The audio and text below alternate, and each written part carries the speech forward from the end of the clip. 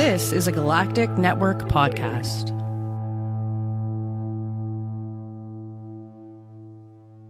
The Podcast of Terror is a great podcast. It's covering movies that are not for children, and thus this podcast is not for children.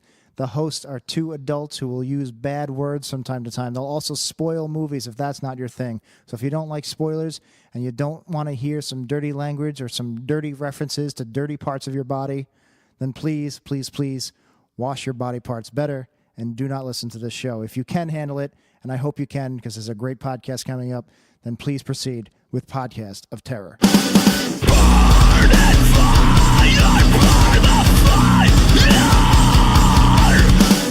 Burn and fire, burn the fire. Welcome to episode 128 of the Podcast of Terror, production of the Galactic Network. For more on this podcast, including show notes, contact information, subscription links, go to gncast.com/pot. I'm your host, Matt Stein. With me as always is Corey. I didn't think of a good name for you. Wish real hard, Scott. Wish real hard. He just kind of closes his eyes and starts jabbing until he feels moistness. How are you, Corey? I'm still, unfortunately, in the dry. Still in the dry. God damn it. And a little powdery. Well, if you don't know your way, just start throwing flour down when it starts to soak up. What are you? You're so gross. You're so gross. Like, I made cookies last night. That is not appetizing at all. They opened a cookie dough place here. Oh, really? Yeah, we'll get into Now that I in a love you second. again. I don't want to. We have a guest, and then maybe I want her input on the cookie dough situation that we've started here. Our guest this week is host of the Twisted Philly podcast. She's also one of the organizers of a Podern Love thing that I learned about 2.5 minutes ago. Her name is Deana, because I already fucked it up once. Deana, how are you? I'm great, Matt. How are you? I'm good. Don't forget Corey. He gets sad. Well, I was going to say hi to Corey after I said hi to you since you asked me first, but... It's all right. Deana, you have, like, the perfect radio voice. No, I don't. I have this horrible Philly accent. No, there's nothing wrong with that. There's actually...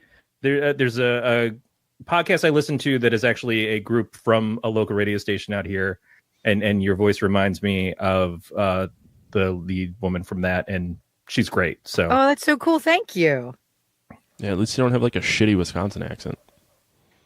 So you're talking about cookie dough in Wisconsin.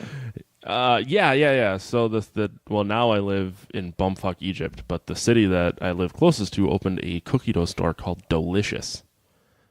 And it's literally the place you want to go if you want to be a diabetic. So it's dough. It's uncooked cookie dough. Yep. It's safe to eat uncooked cookie dough. I believe it's all eggless. Two of my coworkers went and came back, and one had chocolate chip, one had Oreo. They have cookie dough balls, which is just like obviously a little ball of cookie dough instead of a scoop. I think they make malts and shit too. I am hoping to go before it closes because I feel like it's such a niche market and idea that it's not going to be around for long. We have places out here called Insomnia Cookies. Okay. And they're open until 3 a.m. They open near universities. Mm-hmm. And they deliver. So just imagine you're a college kid, you're cramming for finals, or you're getting your drink on, or you're token up a little bit, and it's 1 a.m, and you could go for some hot, fresh chocolate chip cookies that are the size of a small dinner plate. And they deliver them in pizza boxes. See, I just assumed that there was cocaine in them. I don't think so. No. Well, no, I don't think there's any coke in them. The insomnia part, I guess I don't really live in a college town. It's because they're open till 3 a.m. That's why they call it insomnia. There's I know you mentioned you travel. I don't know where you all travel to, but if you get out to Minneapolis, there's a place called Glam Doll Donuts. It is in Uptown, which is actually south of downtown. Makes no fucking sense. But it's open till like 2 or 3 a.m, and they have really, really, really good donuts. I had a blueberry and Hennessy one time. Whoa. Yeah. I felt fancy. Well, being fat. I think the best, I'm not a huge donut fan, but I love those really unique specialty donut shops just to see what kind of strange combinations they put together. Yeah. I think the best donuts in the entire country are in Chelsea, in New York City. It's a place called Donut Plant. It's in the Chelsea Hotel, which is so cool because that place is just full of so much history and memories and connections to rock and roll and the punk scene. But the guy used his grandfather's old recipes and he started making them in his basement and delivering them on his bike.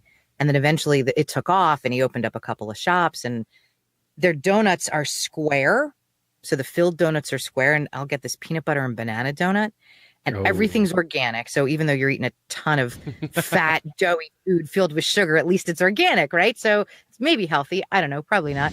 But they fill it from the four corners. So every bite is filled with chunks of banana, and they make their own peanut butter. And so they dip the entire thing in this homemade organic peanut butter. It's holy shit. It's so good.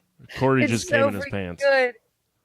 Right? I'm Yeah. telling you, like, you need to go to Chelsea and go to Donut Plant and try their donuts. See, around here we have Sift, which is a cupcakery, which I guess is a word. But the owner of Sift was a winner on Cupcake Wars a few years ago, which is the most boring competition food show on the Food Network, honestly, because they just make cupcakes, but you don't really get any idea of what the recipe is they're doing. They're just like, here's a couple flavors we're combining, and then here's a stack of cupcakes, and they look like all the other fucking cupcakes on the show. But Sift is incredible. I used to bring them over to the Twit podcast place that was in town with us. Now they've got one by them, so they don't need me anymore.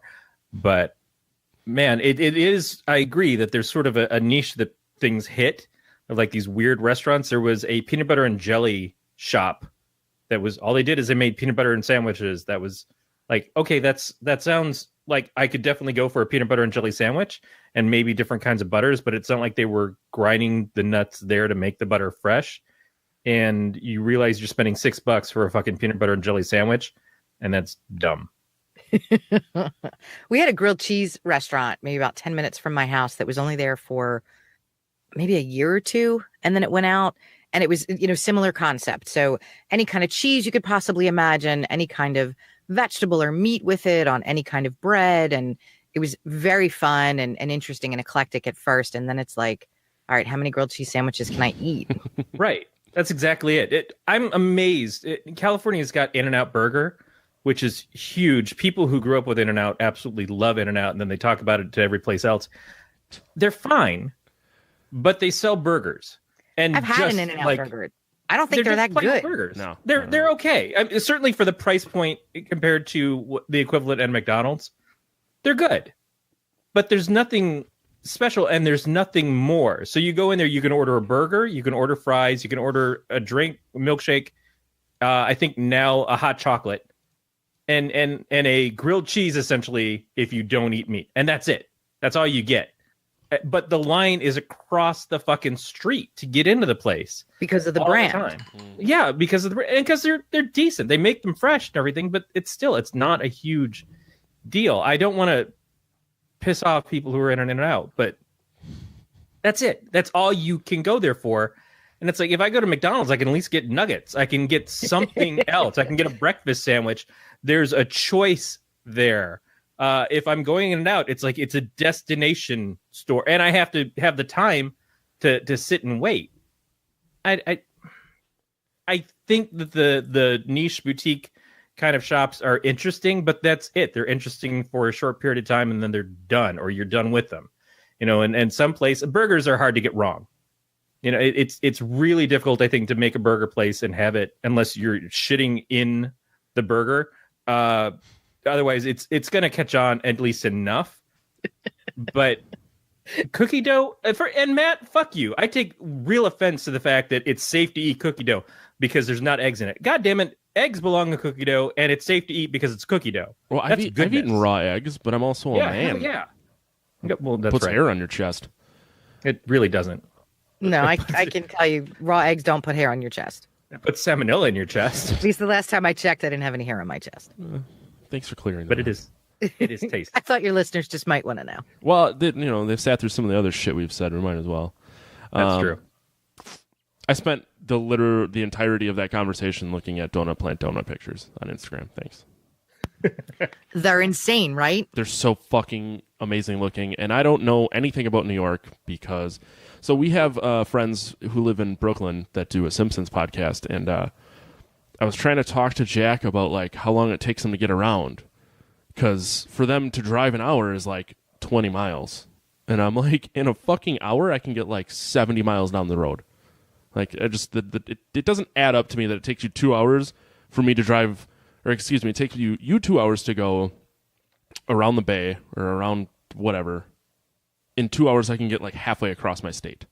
Well, that's why you don't drive when you're in the city. You take the subway. None of them have cars. And Yeah, there's no point. It's ridiculous. yeah, which makes perfect sense. So I don't know how far Chelsea and New York is from anywhere other anything else, but I want to go there. It's a really shitty story. I'm sorry, guys. I mean, it's lower Manhattan. So if you think about where the theater district is, it's maybe 20 blocks. Unfortunately, I've never been to New York. Probably fortunate because I don't like large groups of people. Yeah, then you shouldn't go there. Exactly. Ever. Yeah. Yeah, she gave you an in. She said the theater district, so obviously that's where the IHOP is. There's no IHOP in the theater district in New York. See, Corey tries to make a joke and gets fucking owned. Asshole. I keep telling Jack I'm gonna go out there and visit him because You should. New York is fantastic. I totally want to go. And there's ways to avoid some of the crowds, and there's so much history and culture, and the food is insane. Like anything you could possibly want to do or eat or see, it's there. Maybe I want to see someone eat someone. Can I do that in New You York? could probably find that. Okay. It's true. This is literally the weirdest thing I could think of, and I'm sure you can find somewhere to go. Well, there's probably some little boutique shop that's opened up that has human flesh for sale, but it'll only be there for about 6 months. I feel like a cookie dough place would last longer in New York, not in fucking Appleton, Wisconsin. Did you guys remember that canned fake human meat that they sold for a while? Human meat? Yeah, it No, was. I don't remember that. All right, so it was they sold a meat that was supposed to taste like human flesh. First of all, I want to know who sat in on the taste test for that to determine that this is that's accurate. That tastes like a Jamaican gentleman that I once knew.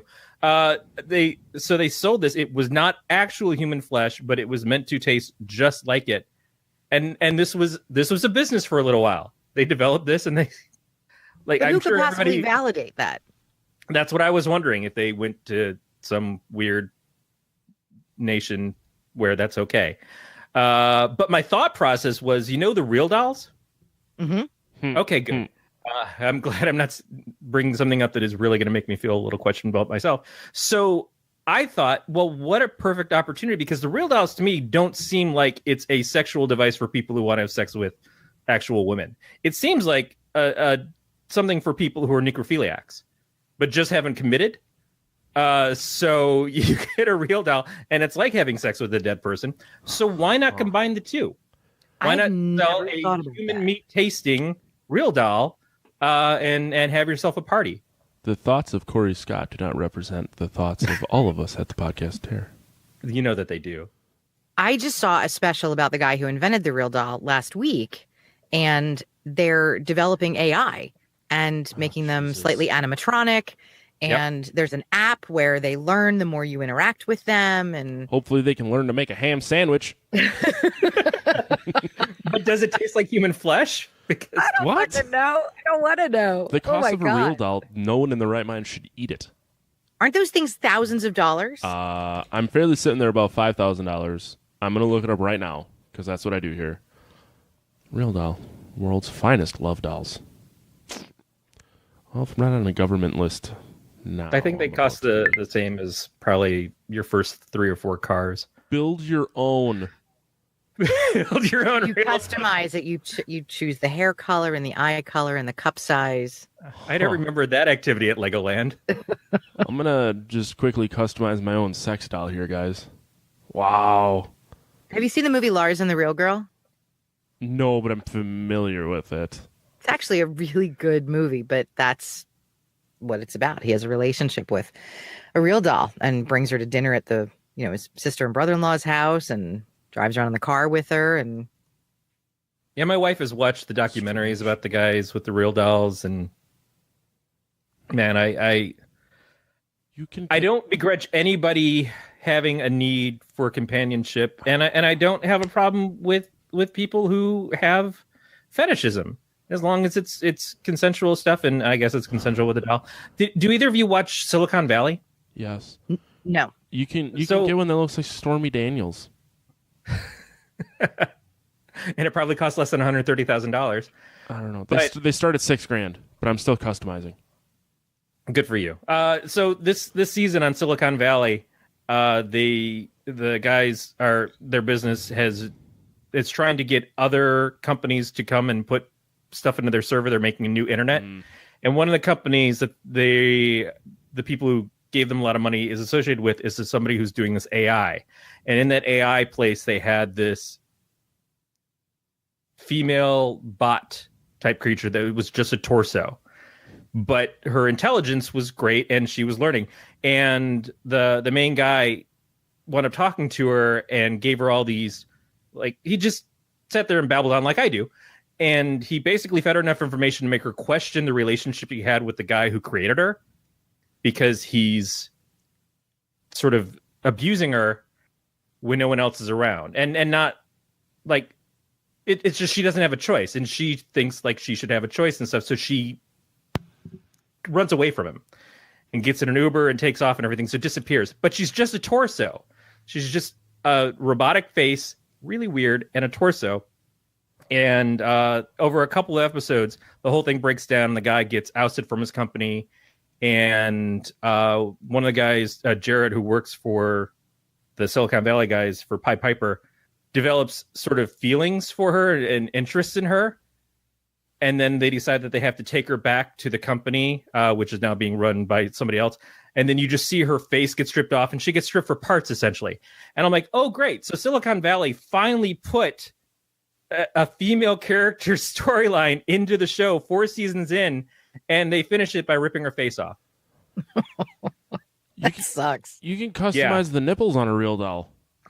I would imagine you could customize just about everything if you're spending that kind of money. This is Can you make them out of those donuts insane. and come at it from all quarters? You're just sticking your dick in a donut then at that point. Or at any other point. That's true. Corey, why are you putting your dick in a donut? Because muffin would feel weird. Jesus. Oh my God. Poppy seeds are grainy. I would suggest getting a roast beef from Arby's. I saw them like load it onto the slicer, and it was all wiggly and jiggly. And I imagine I'm trying to convince myself to go to Arby's because they have their gyros right now, and all the Greek places around me pretty much have closed up and gone away. And I just really want a gyro so bad. But now I don't want it in that way. Do you honestly think Arby's makes a good gyro? No, I'm sure that they don't. But if it's the only chance I got, don't get the Euro fries, because the picture is a plate that's like a dinner plate size, and it comes in a tiny fucking cup, a cup full of sadness and disappointment, and a couple onions for $3.50. $3.50 here, Onions so it's probably like $9 in California. Yeah. I don't know, man. I just want some lamb. Is that so wrong? It's pretty easy to come by here. Like, and I'm actually super impressed. We now have a ramen place, which is very, very good. I know I made friends with. But don't you feel weird about that? Why? Don't you feel weird that the college staple of ramen, which everybody bought because it was 35 cents for a meal, is now like a highbrow dinner place? Right. No. And it's mostly because we've been bastardizing ramen for years and just been eating the freeze-dried bullshit and nothing that's actually tasty. But well, not only that, but every ramen place ever in the history of the world can soft boil an egg 10 times better than me. Yeah. So I'll fucking take it. I like food a lot. We have gotten to the point where the first half of our show now just is always going to be some sort of food talk. Well, a lot of probably better than weather. A lot of the times I don't get to talk to Corey all week, so we use the first half of our podcast to catch up. Yeah, as well you should. Yeah, and then we just make people around the world listen to it because we're assholes. You have that power. We have that power. Although what the people do ask for, Matt, is what you drinking? Give the people what they want. Let me take a drink first because I'm parched. That was to prove that I was actually drinking it. So that's what Matt sounds like when he's on his real doll. You can get a removable vagina. What? You have to pay extra for it to be a permanent vagina. So that Yeah, tells you me want that the you're removable because sometimes you don't want to watch the whole thing. You're gonna cum it up so bad that you got to pull the fucker off to put a new one on. That's what that's telling me, because the removable is default. And if you want a permanent vagina, you're a sick fuck, because you're gonna continue to stick your dick in your own crusty jizz. And that's Matt's views on marriage. My wife's not here, so even if she could, she couldn't hear me. But I have Founder's Dankwood. It's an Imperial Red India Pale Ale aged in bourbon barrels. Corey likes to make fun of me because I say I drink one beer, but the bottle is like a fucking wine bottle. Yeah, it's a massive beer. Yeah, it's like 13%. So, yeah, my face is already starting to go numb. And then as a backup, because I didn't know if this would be good, it's River West Stein from Lakefront down in Milwaukee, because my last name is Stein. Someone left. And I'm drinking Rat Bastard root beer. Says it tastes like a son of a bitch. and it has on the label next to that, you have to flip it over, which is weird. It's us against them. I don't know what that's implying. Did I just join a cult? There's a clothing root company. beer's good, but I've had better. There's a clothing company in Southern California called Us Versus Them. I like it a lot, but their clothes are very expensive. Well, I'm drinking Perrier because I'm a douche. Dude, I love Perrier. I know, I do too. Is there vinegar in it? It's That doesn't make sense.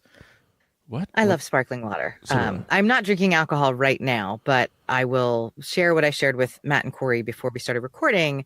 I had a bourbon when I was in Louisville this past weekend.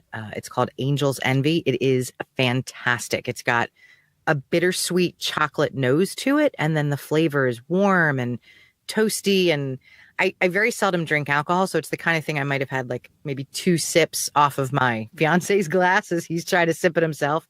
But it was incredibly flavorful, really, really special. Now so it's called you sound Angel's like a douche. Envy. I sound like a douche. Why? Because your noses and your chocolate notes and All I know is that whole description just made me forego the need for a real doll because that was exquisite. yeah, no, Oh, it thank sounds you, it sir. sounds fucking amazing. Well, so I learned that from my friend. I don't know if you guys listen to her show, Juliet Miranda, who is the host of the Unwritable Rant podcast. She is like the baddest bitch I've ever met. She's amazing, and I use the B word with all the love in my heart. She and her husband really know their bourbon, and I'd never had bourbon in my life until I started connecting with them. And Jeremy and I went out to Chicago to spend some time with them over the winter, and I just asked her questions like, okay, what's mouthfeel? Because the first time I heard someone say mouthfeel about bourbon, what went through my head? I'm like, all right, well, I can think of a mouthfeel, but I don't think you're talking about alcohol. And so she explained to me it's very similar to wine with the nose and the legs and all the descriptors of wine. So, Yeah. And my fiance really enjoys bourbon. So I've been trying to educate myself a little bit so that I can just be a bit more knowledgeable when my friends are talking about it. So I don't sit there like a douche who doesn't know what they're talking about. Yeah, which I can appreciate. I have a story, but before real quick, one of our frequent listeners and a really good friend of our show works for a distillery out in California, Sutherland Distillery. He actually sent me a bottle of their Diablo Shadow. It's fucking good. So, Mason, I know you're listening. So send me a message because I'm going to forget because I get drunk to get you in contact with Deana so that you can get some of your shit to her fiance. Oh, wow. There. Holy shit. That would be amazing. Yeah, no, it's super good. He's hooked me up with a bottle, and he's been really, really great to Corey and I. So I figure I might as well spread the love. A great mouthfeel, cheese. Just gonna throw that out there now. But I think I'm under 100 bottles of beer in my basement now. And like my buddy, because my wife and I moved almost a year ago into the house we're in now, and I set up a big ass shelf for all my cellaring beers. And they came over for the first time, and his girlfriend is going through culinary school. So she was like, oh, I bet he knows all the flavor profiles. And I said, no, I just know which ones are really good and which ones are fucking terrible. and that's like, the people who like drink a beer and they're like, like look at the ribboning and the chocolate notes. And I'm like, just shut your cocksucker and drink it. Like either it's good or it's not good. And so I can appreciate that you know enough to like be dangerous, but you're not pretentious about it. So I tip my hat. No, I just want to learn more so that I'm able to understand what they're talking about. That's true. So, which, yeah, I get. I'm going to Holy shit, is that next weekend? 2 weeks. No, next week. 2 weeks. 2 weeks from yesterday is Dark Lord Day. So Three Floyds in Indiana does their Dark Lord beer release. And it is insanely fucking hard to get tickets. And it is incredibly expensive. But they have bands like Pig Destroyer and Dying Fetus that play. So it's like a mecca for people like me. But that is so on Friday night, every hotel in the area has a big bottle share. So people are like starting these lists, and those are the type of people that go to those things. So I told the buddy that I'm meeting from Kansas, I'm like, let's just get White Castle and get drunk in our hotel room, because that sounds cooler than hanging out with douchebags. So I'm sure that's what'll happen. Plus, it's the only time I can eat White Castle because there's none near me. Yeah, we don't have any white. There's some in Jersey, but we don't have any where I am. Where are they? In Jersey. There's Are you laughing at my accent? Yep, I'm like, there it is. It's first time it pointed out. I do want to mention that Deana was a little nervous because she has a quote-unquote shitty Philly accent, I believe it was what you said. Oh, yeah, I say that all the time. I don't think it's not as pronounced as someone from Northeast Philadelphia. It's not quite as pronounced as someone from Delaware County. Like there's different variances and dialects. If you listen to Erica, her voice and her accents and intonations are a little different than mine. It just depends on which part of the city or the burbs you spent most of your time in. But it slips out hard sometimes with certain words. See, like Jersey. Which is fine. I get made fun of because I say bag. So when you I say go, what? Bag. Like you're begging for something? No. You carry that in a bag. Oh, a bag. Exactly. Gotcha. So when I go down to Kansas to visit my friends, they like get me drunk and they're like, say bag, or words that should have a long A, but I say with a short A because of how I was raised. And at one point, my buddy's his girlfriend at the time looked at me and she goes, "The drunker you get, the funnier you sound." And I'm like, God, fuck you all. Fuck you. My wife goes full Wisconsin every once in a while, and she sounds strangely like she's in Fargo. I don't know what area that she grew up in that became prominent, but yeah, it's hilarious to me. But then I grew up, everyone thinking I sounded weird because I was born and raised in Michigan, but I didn't sound like anybody else from Michigan. Like one of my best friends, she just said, "You don't belong here." I'm like, "Thank you."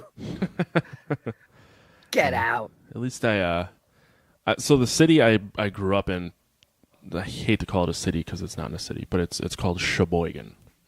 It's on the lake between Green Bay and Milwaukee, if you've ever seen the state of Wisconsin. Yeah, I can place where it is. Okay. So I landscaped for a number of years before I moved out, and we used to make fun of people because they would always just want to go get a soda. So this one guy would be like, "You guys want to go get a soda or no?" You sound like you're fucking gargling cum. At least you call it soda, though. Well, Michigan, that's we the thing. call it pop. Yeah, I don't get pop, and like it's always been a soda. But the whole like soda, you want to get a soda? Sounds like he's saying saw. Nope, soda. But there's a W in there somewhere. We have pop and soda in Pennsylvania. So out here in Philly, it's soda, but as you get closer to Pittsburgh, it's pop. Why? I don't know. And we use hoagie out here at Philly. Instead in Philly, of a sub sandwich. They say sub out in Pittsburgh and Western Pennsylvania. I wonder if they're pulling more of Ohio, Indiana, because Philly is so different than the rest of Pennsylvania. There's one of my daughter's teachers. He told this joke, and I think it's brilliant. He says if you're traveling west from Philadelphia, do not get out of, and you get past a town called Coatesville, which is maybe 45 minutes to an hour outside of the city. And you get that far, don't stop until you get to Harrisburg, because it's like there's nothing. There's just nothing. It is so rural. It's all farm country. That's where a lot of the Amish are. And obviously there are actual cities and human beings that drive cars and use phones. But Philadelphia is so very different than the rest of the state. I got stuck in Bethany, Missouri once. The first time I ever went out on tour. That our van broke down there. And we got to a Walmart parking lot. And it's like August in fucking Missouri. So it's hotter than sin. People keep stopping to stare and talk to us because they've never seen anyone that look like us before. Because there's like 4 dudes without shirts that have tattoos. So it's very strange to them. And someone actually told us to go, yeah, we drive 45 minutes just to go to this Walmart. And it's like a fucking all-day event. that these people drive 45 minutes to go to Walmart to get their grocery shopping done. Someone tried selling us a puppy. Whew. Aww. Oh, I love dogs. I have 3 of them, but at that time I did not need a dog. I'm in Northern California. 4 dudes without shirts and tattoos. Pretty fucking normal out here. Yeah, no, same thing here. Not in Bethany, Missouri. Yeah. Yeah. We did call that the One Night in Bethany tour, though. That's funny. I like that. They probably thought the circus was in town. I'm fairly certain it was something was amiss because, you know, outsiders were there. Well, it was pretty close. It was an ICP show. I've been to a few. So before, let me see how long into this we've rambled. All right, so we're half an hour into this. We have not been told what your show is about or what the Podern Love conference is about. Well, I would be happy to tell you both. Please do. Make this worth your while. Twisted Philly is a show about mischief and mayhem, mystery and murder, all from the city of brotherly love and sisterly affection, which is Philadelphia, Pennsylvania. It also expands outside of Philly, and I hear stories from different parts of the state as well as Philly. So there's history and paranormal. There's some true crime. There's tourism, legends. It's really whatever I feel like talking about week to week. But it's all from Philadelphia and Pennsylvania. And Podern Love is the first podcast convention for listeners. It's sponsored by a Facebook podcast community called Podcasts We Listen To, which has almost 20,000 members now, which is insane. So if you're looking for a group of like-minded people who like listening to podcasts, if you're looking for some new podcast recommendations, it's a great online community to join.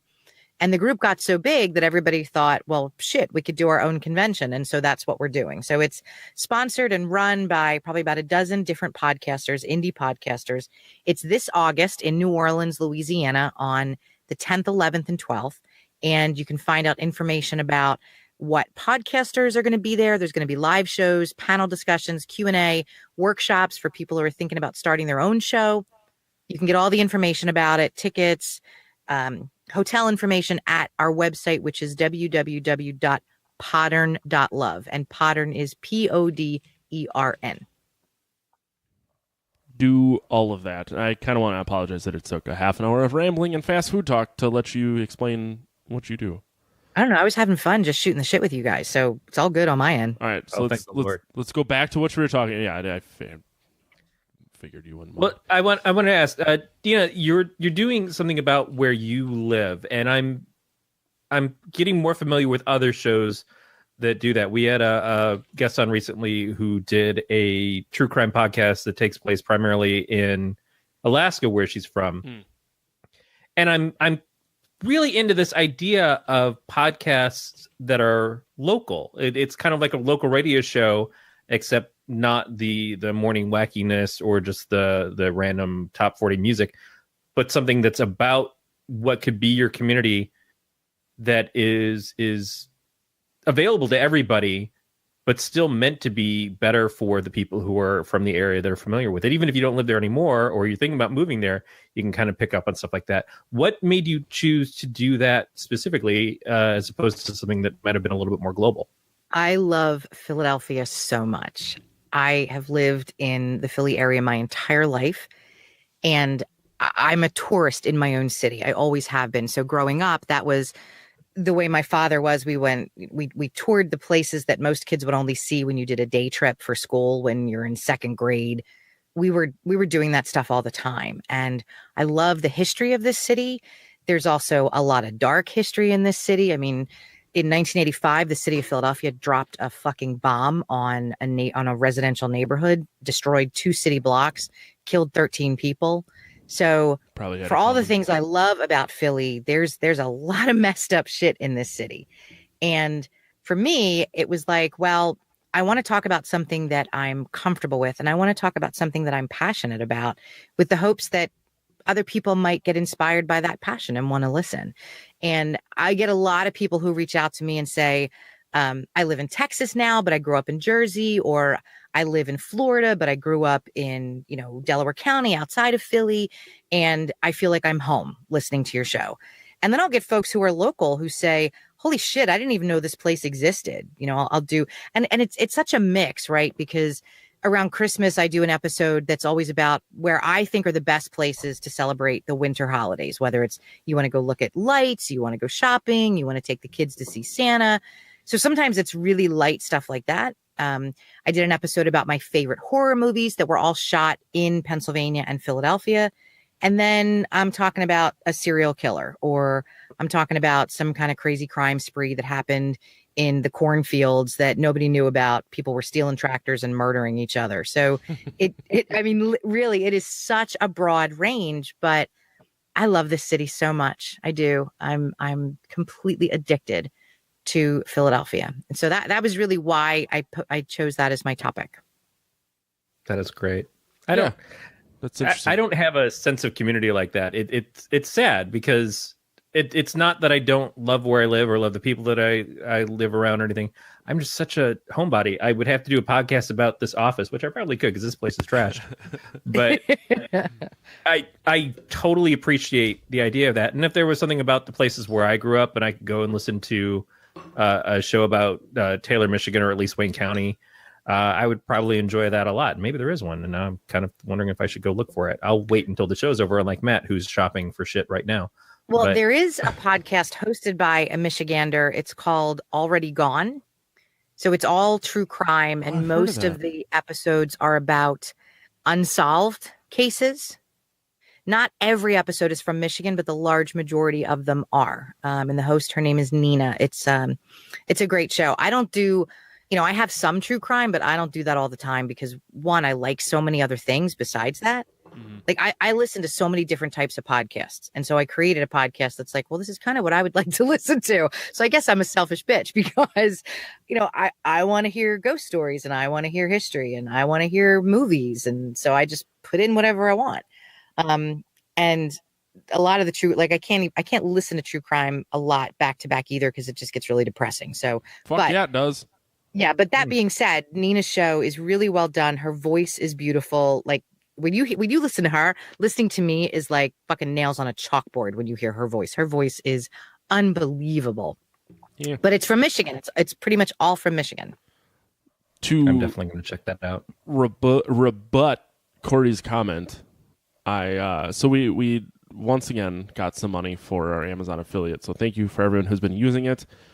I had to scold my wife because she keeps fucking spending it on me. He's drinking. He's just going throat deep on some root beer right now. I'm confused. Why is it not okay for her to spend it on you? She's spending it not on you, but she's spending money. It.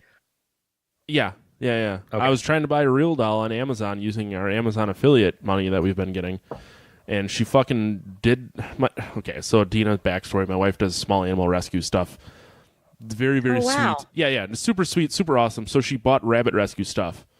So currently my hard work of getting drunk on the internet, not editing my shows, and talking about fast food is benefiting her rabbit rescue.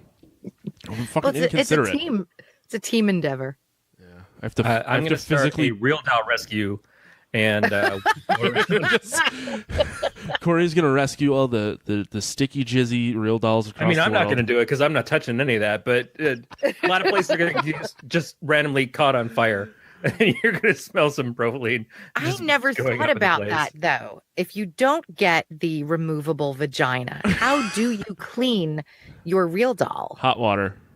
You've got to put the whole thing in the tub constantly. I'm sure they make cleaning products. I don't think I want to go down that dark internet hole of research to look up real doll cleaning products. That's a dirty, sticky rabbit hole we don't need to go down. But that thought just popped in my head. I have long hair and I'm still a wash and go guy. I just there's a level of care that would take that I'm just not comfortable with. He's not wrong.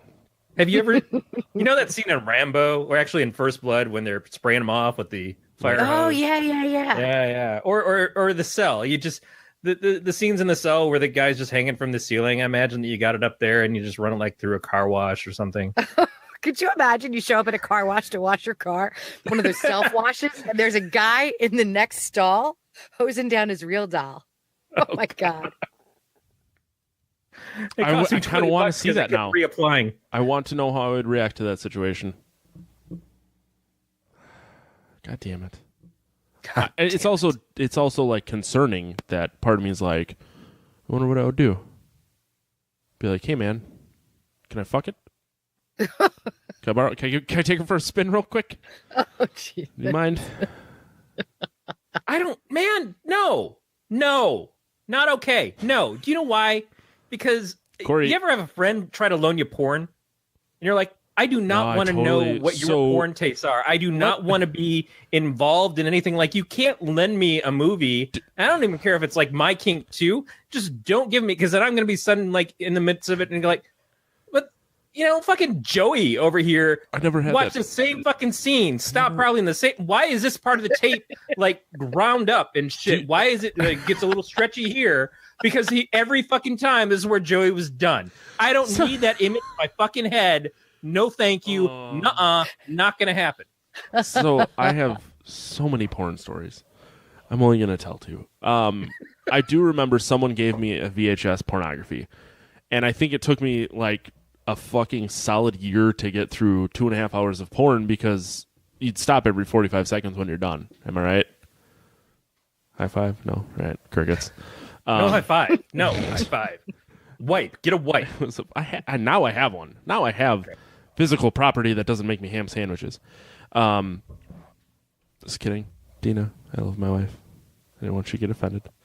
But he loves ham sandwiches more. I love ham sandwiches way more. So we own a film called Erotic Dimensions. It is a 3D pornography.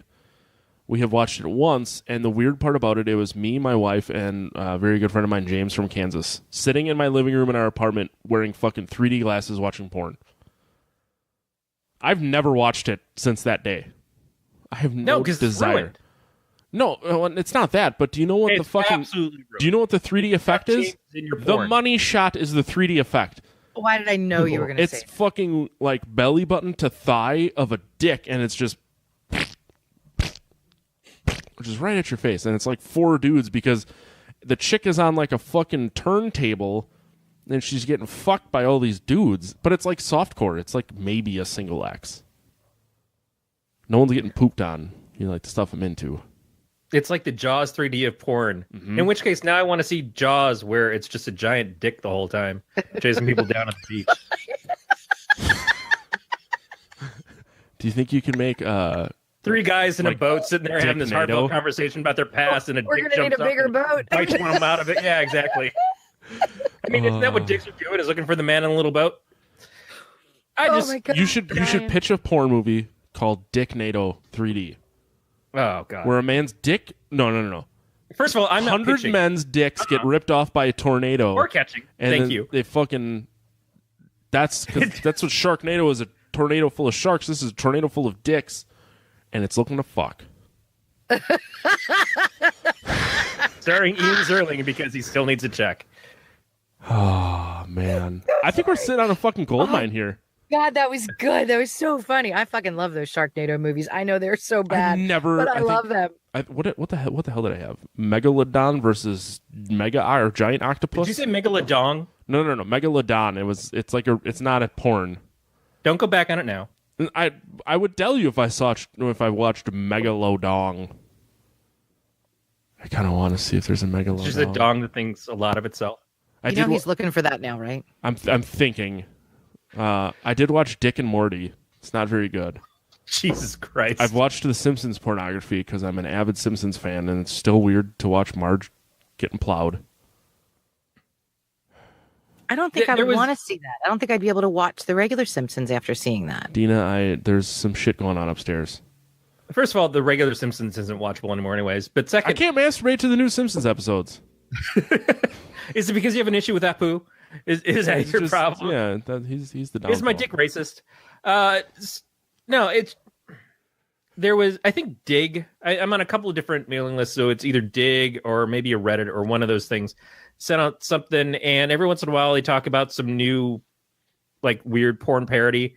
And there was oh god, what was it? Was it it was probably a Pokemon one. Yeah, because the Pikachu looked like a fucking nightmare. And this is a porn for somebody.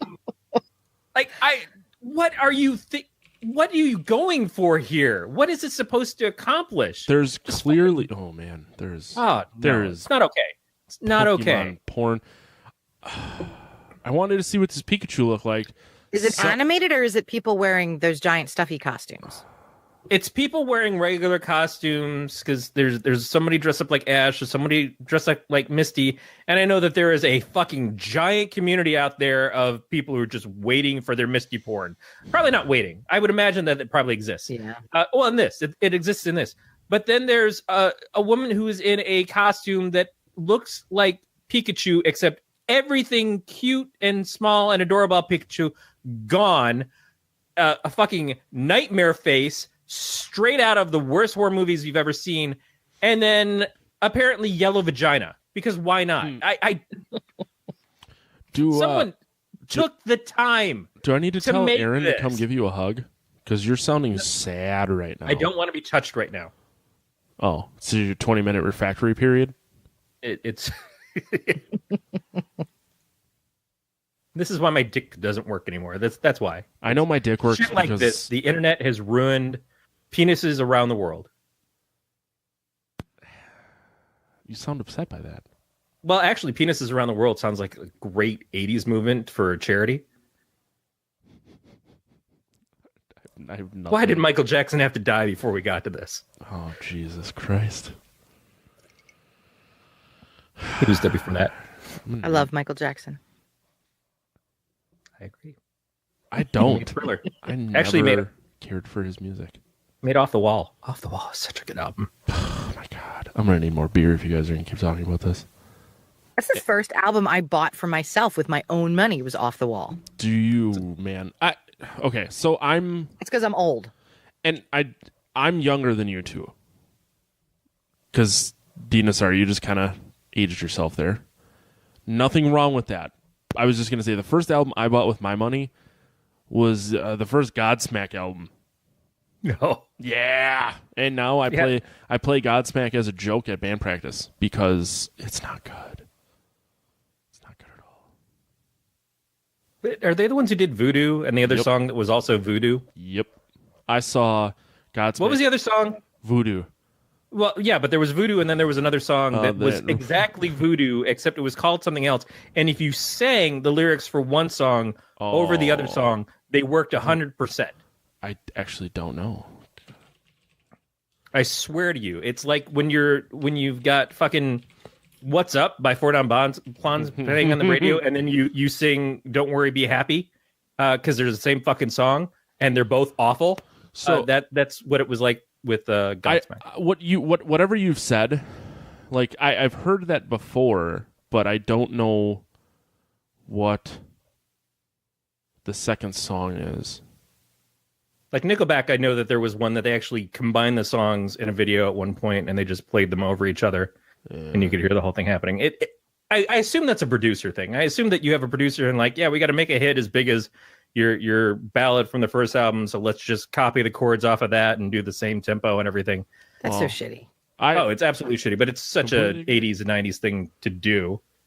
I think it's still. And it's not like music now doesn't sound all the same anyways, but it's at least producers who are trying to. It's so much more difficult to find good music now because everyone and their fucking mother can put their music on Spotify or iTunes or YouTube. And that's coming from someone who has their music on Spotify and iTunes. It's very easy. It's like a $35 fee. It's not difficult. But yeah, even as someone who like still seeks out new music, it's very difficult to find good new bands. Well, I think it's how do you search for new music? Because is it through a community? Is it through your app? The Music Genome Project that Pandora did was good for a little while, but it seemed like all roads led to Chili Peppers, and I just can't fucking handle the Chili Peppers. Like, I don't understand. This station was Frank Sinatra, and all of a sudden I got Anthony Kiedis bebopping in my fucking face. Personally, I listen to Spotify. I pay for the subscription. So they give you like a Discover Weekly and new releases and all that. And I've found a handful of bands that I didn't know would have existed because of that, just based on the weird shit that I listen to. But also just by talking. Like when we have band practice, because I like an idiot drive like 140 miles to get to band practice, we sit around and talk and listen to music and drink a couple beers because I've driven 2.5 hours. Like, this needs to be worth my time. So I find a lot of bands that way, or reading the PRP or Metal Sucks. I find bands that way too, or playing with other bands. Like, playing shows, you find bands that you like because sometimes they're pretty fucking good, and it's now easier because their music is available. Like, when I first started playing out, 14, 15 years ago, you had to buy the band CD, and like there's a couple bands that I played with in the first band that I ever toured with, whose music I had to put on my phone so I can actually still listen to it if I ever wanted to, because it doesn't exist anywhere else. Right. And it's crazy to think about. Yeah. It's I can get into like a weird old man rant about how I didn't have a cell phone when I was 6. Like, I got one when I was 16 only because I got a driver's license, and all you could do on that thing was make phone calls. Dude, I had a car phone. This thing was mounted in my car. My mom had a bag car phone. I remember that motherfucker right in the center of our Dodge Caravan. Yep, it was like a console. My father got it for me. Yep. Fucking spoiled. But I listen to you talk about Spotify and stuff, and I think about, and you probably didn't go through this, but when I was buying music when I was young, I mean, shit, I think I might have been 10 when Off the Wall came out. I was so excited buying my first album with my own cash, but you'd hear a song on the radio, and it's not like you could buy one song. Nope. You were dropping $20 on a cassette, and then the same thing when CDs came out, praying to God that all the other songs were just as good as that one song you would hear on the radio over and over. Yeah, I remember a lot of the times, even when I was younger, buying an album and just skipping. So Metallica's Load came out. Fuck, I don't even know. I was like 11, 96. And I just remember skipping to Until It Sleeps track 4 because that's the song that was always on the radio. And then King Nothing was 5 or whatever. And now going back to it as an adult, I'll listen to it all the way through because it's a good album. It's not a good Metallica album, but it's a good album. That's a different discussion. I had to get it out there so no one would say anything. But now as an adult, I find myself listening to full albums. So this band called Alter Beast came out with a new album. And if either of you have heard of them, I would fucking lose my mind because I'd be so surprised. But I've heard of them because you've mentioned them before. Yeah, so Alter Beast has toured with my friends in Reaping Asmodea a bunch, and they're touring again. So when they put out a new album, I listened to it, and I just fucking put it on and I started driving. Like, it's not even like you skip through to find a good track anymore. You just listen to it and hope. just weed out the shit songs by adding them to a playlist. But yeah, it's much different now than it was then. Also because I can listen to 20, 30 albums, and even if 15 of them suck and 5 are good, it still only costs me $15 a month. Or Right. I do a family plan, so it costs me like $2.68 a month because I'm an ass. But the issue is that you're not discovering new music, and that's the problem is the algorithms. The algorithms are what's fucked up. Yeah. It used to be, so there was your top 40 radio, that there was your breakouts by the different types, your country stations, your rock stations, whatever. But all of those things were heavily curated because the playlists were essentially paid for. It's like, here's where you get the people who are putting the money into, play this album by this band, and we'll give you a little extra kickdown and everything. But you had college radio. You had your AM stuff where they could be a little bit more experimental. They could play the whole side of a Van Halen album, or they could play like this weird obscure song you never heard anywhere, and you wouldn't be able to find unless you went to an actual fucking record store and searched through imports.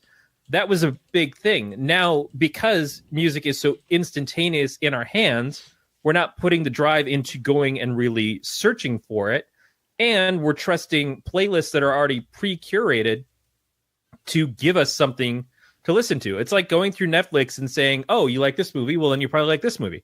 No, I think I'll probably fucking hate that movie, but you're still putting it in front of me because it's the same movie you're putting in front of everybody else who likes a little bit of this genre. And you've got 1,800 other movies in the background that I can't even fucking see or get to unless they do some specialized search and go and try to find it myself. It is, unfortunately, it's not the cream rising to the top. It's just somebody decided that this is what people want, and we're just going to push that in front of you. I will occasionally find stuff by following the rabbit hole down as deep as I can, and like I play a YouTube video and then it recommends some other YouTube videos.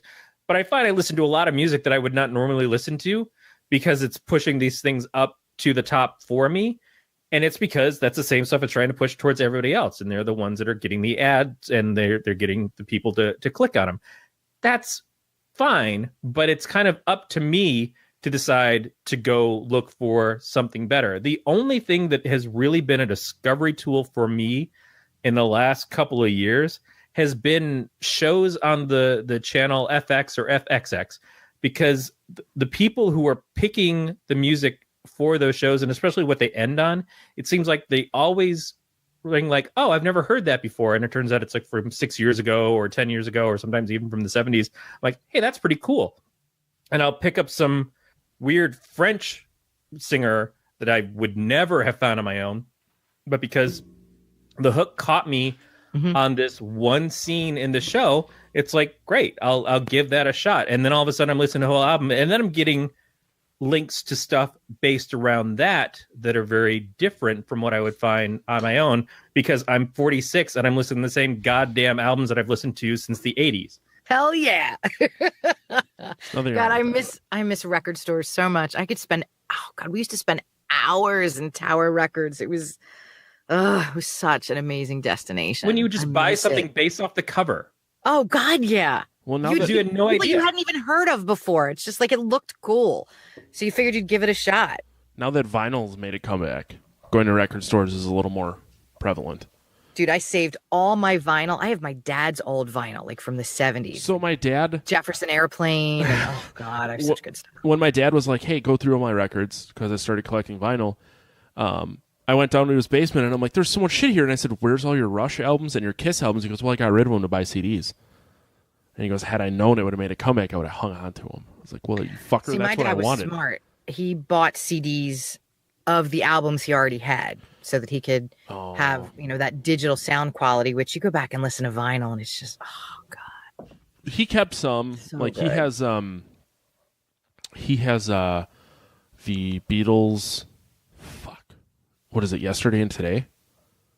He has the Butcher album, the Butcher cover. Whoa. Which is worth like an insane amount of money. Yeah. He has that framed. He has signed Ozzy Bark at the Moon. Get out. Dude, that's awesome. Dude, my dad, so he's nearing 70. So when we bought this house and it has a finished basement, he started like unloading his shit. I have a fucking original Kiss pinball machine in my basement. Oh my God, that is epic. First concert I ever went to, my dad took me to when I was 12 years old, Kiss. Like, he's... And that's where like my love of music came from. My dad worked at a record store before I was born. So he has the Kiss comic book with the blood and the red ink. So it's like he has so much super awesome shit. So like that's obviously, music has always been such a huge part of my life and why I still play in a band to this day. It's like I work a fucking white collar corporate American job like you were talking about before we started recording. But I still play in a band I play in a band to forget I have a mortgage. Yeah, right? Like I drive 2.5 hours to have band practice to hang out with my 4 best friends to forget that one day a month I owe the white man $2,000 to live in a fucking house. So and that's my love of music has always come from my dad. He used to play music so loud that it would scare me. That's awesome. And now I'm like I started wearing earplugs because I started to notice that it was fucking with my hearing, not because it was too loud, but yeah, music's always been to me. My uncle, Charles, who is one of my lifetime heroes and has played in bands as long as I can remember and actually performed our wedding. He married us. He was the Reverend. But he bought the oldest record shop in Grand Rapids and basically turned it into a museum. So it's Dodd's Record Shop, Museum of Music and Memorabilia. And so he kind of makes his own hours and stuff, but it's a record store, and he will go and he will find stuff for people and get them the albums and stuff they're looking for. But even without that, it encourages people to come in and discover music and kind of like tour a record shop like you would tour a preserve or a government sanctioned wildlife sanctuary or something.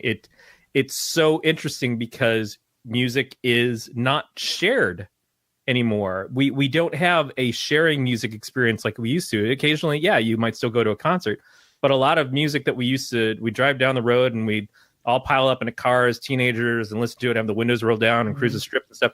That goes away. And now we're stuck in headphones, and our music experience is what we're looking at in front of our computers or listening to off of our phones.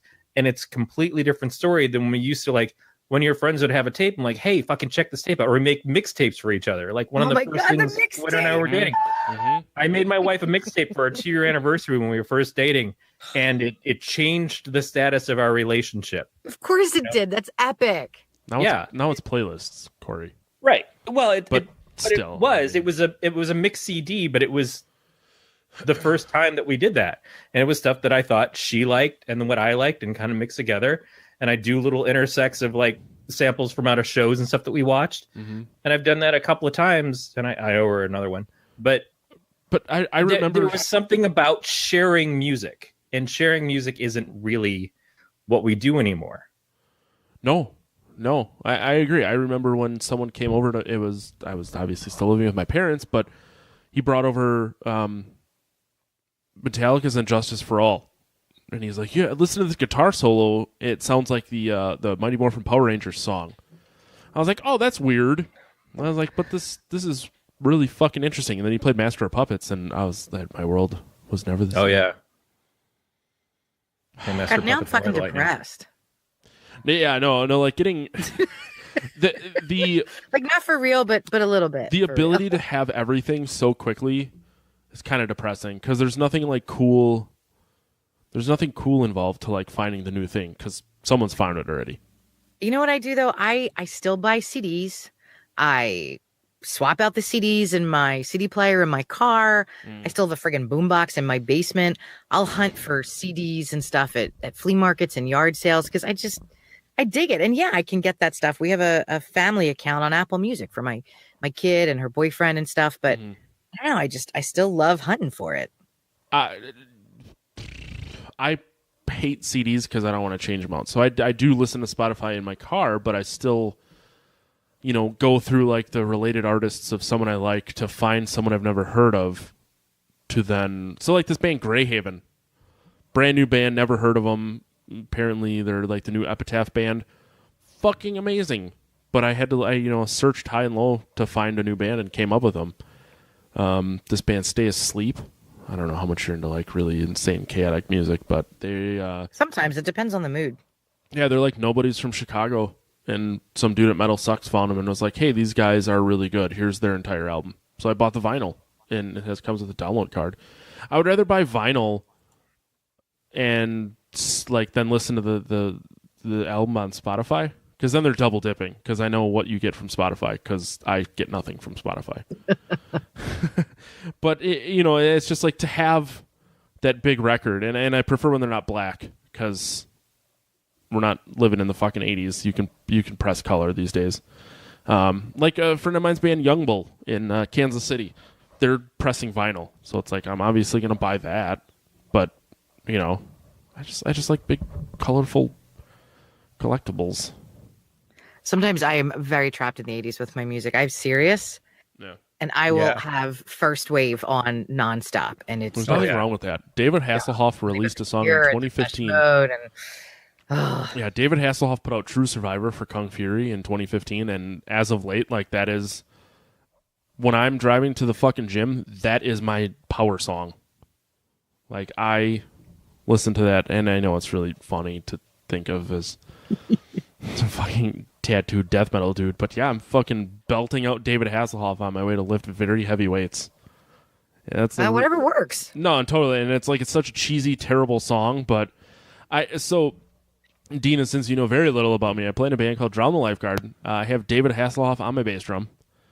That's cool. Yeah, so it's like it's just kind of funny that it comes full circle that like that is now what I listen to get really excited to like pick shit up and put it down. My ex-husband's a musician, so I spent a very long amount of time being den mother to all the guys in the different bands he was in. Yeah, Sometimes I feel bad for my wife. I'm like, hey, we're gonna go do this, and these people are gonna stay at our house, and this is gonna happen. She's been very, very understanding. She just goes to bed. Yeah. Like and she takes your Amazon money to rescue rabbits, and you better fucking be thankful. So she totally like backhanded me when I was like, hey, you're welcome. She's like, well, I'll write you a check. I'm like, no, that's not the fucking point. That's not the fucking point. But yeah. Anyways. You know what's funny is all this conversation led very well into the movie that we're reviewing this week. Did it? I think so too. Yeah, I think it did. We're talking about nostalgia. We're talking That's about true. What appeals to us and how things used to be. I think it flows very well. See, and I'm clearly the only one drinking here because none of that, until you pointed it out, didn't get it. What did I say, Dina? What did I say at the beginning? Halfway through the show, Matt is going to have forgotten that he is on this fucking show. Which is really funny because when they're talking about board games, and I'm totally going to jump right to the middle of the movie before we get anywhere into it. The movie is called Beyond the Gates. That's true. But he says something about the games, VCR board games. He says Nightmare. Yep. And I fucking owned Nightmare, and I remember being terrified of it because I was like fucking 8 when it came out. Yeah, that ghoul face guy that would just yell at you from the screen. Yep. Yes. All right. So Beyond the Gates, and Dina, I want to apologize because we had picked this movie before we knew that you were going to be able to be on with us this week. Usually I like the guests to be able to choose a movie that they're going to review with us, at least the first time. No, she just has to come back and pick one the next time. Well, I fucked up because I screwed up the schedule the first time you guys invited me to come on. So I liked that you guys gave me a movie, and it's something I hadn't seen nor heard of before. And I like indie films. So I was totally cool with the choice. You fucked nothing up. Yeah. Just know that. We are just happy to have you here. Yes. But also usually I would have the guest describe the movie, which you can if you want to, or I can try to fill people in on what this is about. I am happy to describe the movie, and then if I leave anything out or you think, I didn't do it justice, you can come in over the top and fix whatever I say. Oh, we'll interrupt you no matter what. Yep. All right. So Beyond the Gates is a movie from 2016. Obviously, it's a horror movie or we wouldn't be talking about it. And it's the story of two brothers, Gordon and John, who clearly have a dysfunctional relationship. They are getting together because their father has been missing for about 7 months. And he ran a VHS store. So they're coming to, I have no idea where it is. I don't remember it saying where this takes place. I don't but recall either. The brothers meet up to deal with this store needing probably to close down. And as they're packing and cleaning, they're talking about what they wonder happened to their father. And they go into his office and they discover a VHS board game, which made me so fucking happy when I saw that because that was a big part of my childhood, that shit. And then my kid, when she was little, we would buy the DVD board game. So they start playing the game. And of course, the game is a lot more interactive than they expect because it's like possessed and evil.